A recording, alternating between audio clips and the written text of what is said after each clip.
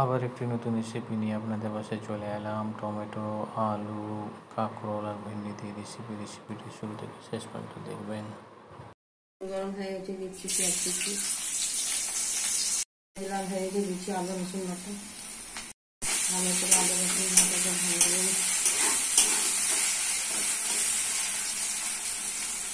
রসুন লাল হয়ে গেছে, দিচ্ছি মশলা, হলুদ গুঁড়ো 1 চামচ, লঙ্কা গুঁড়ো 1 চামচ, জিরা গুঁড়ো 1 চামচ, ধনে গুঁড়ো 1 চামচ, লবণ 1 চামচ।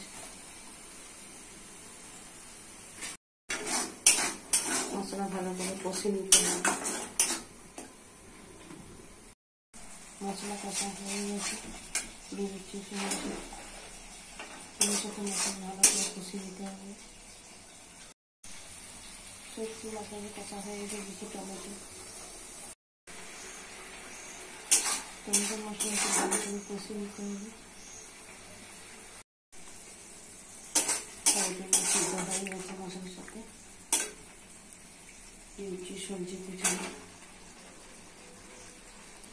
সবজির সাথে মশলার সাথে ভালো করে কষিয়ে নিতে হবে।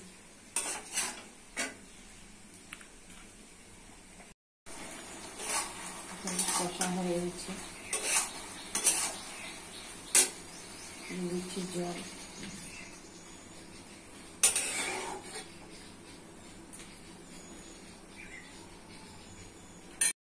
ভাজা জিরের গুঁড়ো হয়ে গেলে রেসিপিটি রেডি হয়ে গেছে। কত সুন্দর, কত টেস্টি। বাড়িতে করে খাবেন, পরিবারকে করে খাবেন। সাবস্ক্রাইব করবেন, সঙ্গে থাকবেন, পাশে থাকবেন।